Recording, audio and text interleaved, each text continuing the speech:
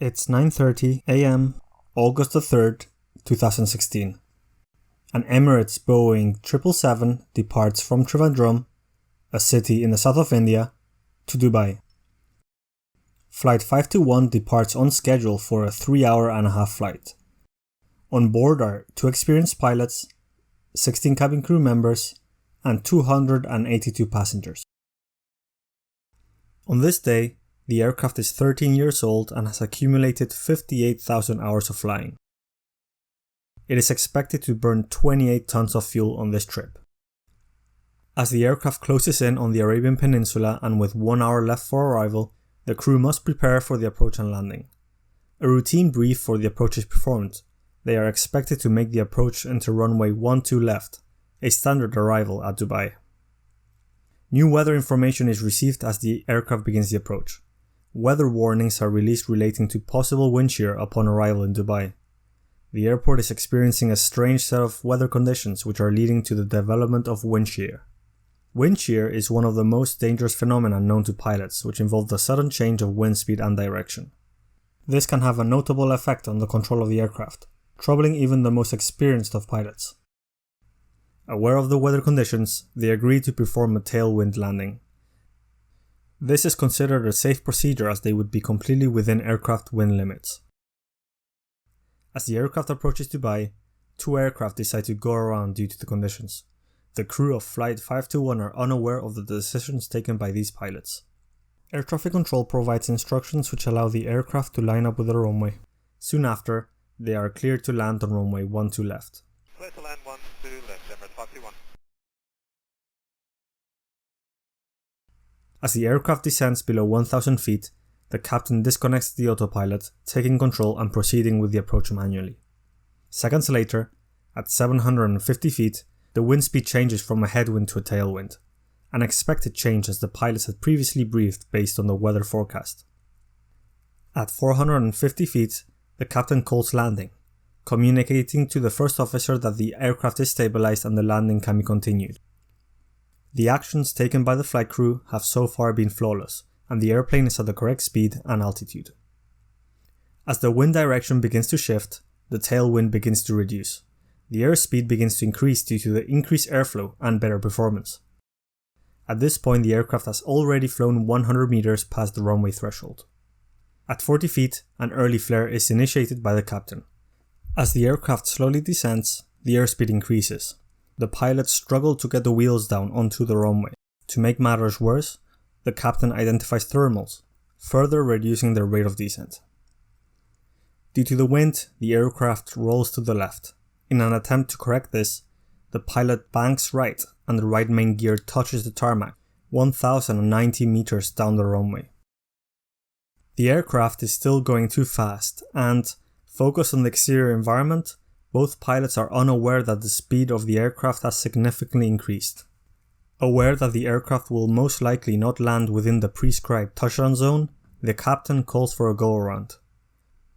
To do this, the captain presses on the TOGA switches, which are located on the thrust levers. The switches activate the required go-around thrust. They are designed to make it effortless for a pilot to select the required power. However, on this occasion, upon pressing the switches, the required thrust fails to activate. This is because the main landing gear had briefly touched the runway prior to the decision to go around, activating the ground switches, therefore inhibiting the TOGA switches. Unaware that the required thrust is not present, the pilots climb back into the air and accordingly raise the gear. At this point, neither of the pilots are aware of the rapidly decaying airspeed until the aircraft slowly begins approaching the runway and the GPWS, or Ground Proximity Warning System, is activated. Don't sink. Airspeed low. The captain immediately performs what is known as a wind shear escape maneuver and applies maximum power.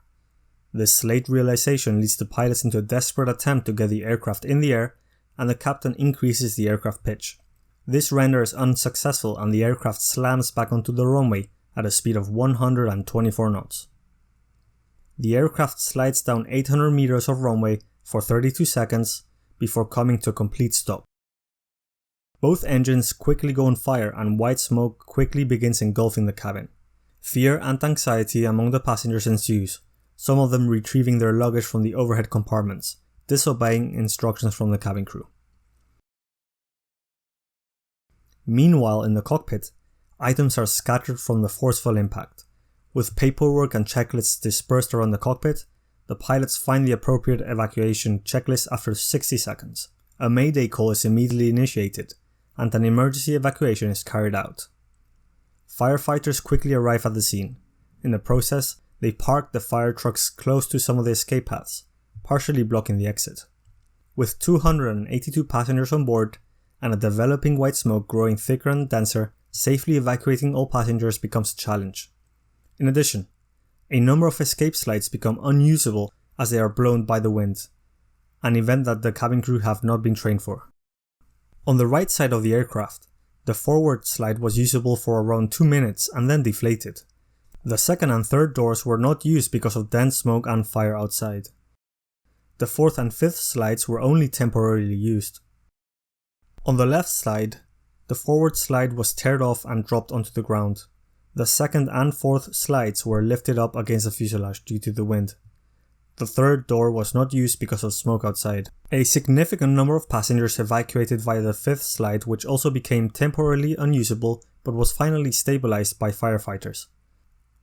Most passengers evacuated via the fifth door on both sides of the aircraft.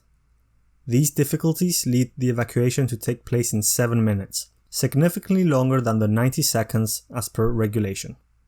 9 minutes and 40 seconds after coming to rest, with the aircraft evacuated except for the captain and senior flight attendant, one of the wing tanks explodes. A significant portion of the upper skin surface of the center wing tank is ejected into the air, landing and killing a firefighter. 5 other firefighters were taken to a nearby hospital as their bodies were exposed to great levels of heat stress, caused by the scorching temperatures of almost 49 degrees Celsius. The runway surface temperature was reported to be at 68 degrees Celsius. The explosion allowed the fire to spread to the rest of the cabin, destroying the aircraft and making it the airline's first ever hull loss. A perfectly usable and functioning aircraft being destroyed startled the world. It was well possible it could happen to anyone else. The weather conditions were one of the first things to be looked at. Dubai is situated in an interesting geographical location, attracting wind shear due to the existing sea breeze, which presents a challenge to pilots. However, the presence of extremely high temperatures meant that a separate weather system had developed in the area, presenting unusual wind shear conditions. Modern airlines are equipped with a wind shear detection system, which makes use of the weather radar by detecting moisture, but due to the lack of moisture in Dubai, it was not possible to identify any wind shear.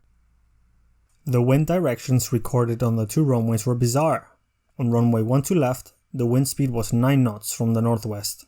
In contrast, the wind speed for the other end of the runway, 30 right, was 16 knots from the east. This correlates with the data from the flight data recorder, which showed how the pilots experienced a tailwind which was followed by a headwind. What the pilots did not anticipate was the updrafts from the thermals, which slowed down their descent rate during the flare.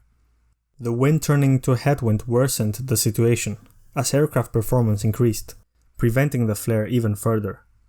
Although the average pilot may rarely experience a go-around, they are no stranger to the procedure due to constant training in the simulator. However, the pilots had not previously received simulator practice for a go-around after landing. Modern procedures in airlines involve the use of pilot flying and pilot monitoring roles. During this flight, the captain was pilot flying, and the first officer was pilot monitoring. The pilot monitoring should observe aircraft parameters such as airspeed, altitude, and engine thrust. Had the first officer noticed the decreasing airspeed and low thrust setting, the pilots could have reacted earlier and managed to keep the 230-ton aircraft in the air. There was also much criticism towards the fire department. The commander's decision to position himself in a location with a limited view of the scene narrowed his ability to coordinate effectively. Firefighters had also positioned their vehicles at unsuitable locations, which meant some of the escape paths were partially blocked. Those who were stationed near the location of the explosion were aware of thick, dense smoke developing, but had never communicated this to the commander.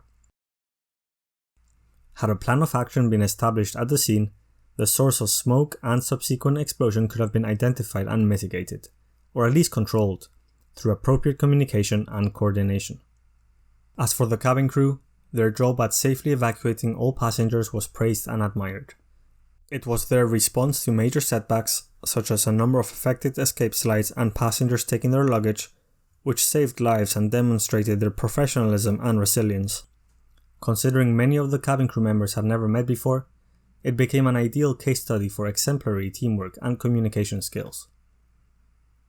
The crash of Flight 521 shows that even the safest airlines in the world are prone to making mistakes. In a world of increasing automation, crew can become complacent and become reliant on complex aircraft, which they do not fully understand.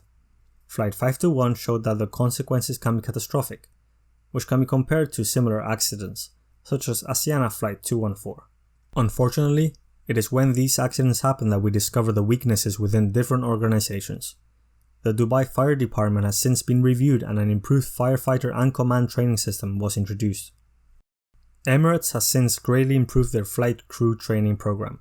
It includes further pilot simulator sessions in windshear conditions and go-arounds after touchdown, as well as further theory training relating to the TOGA switches.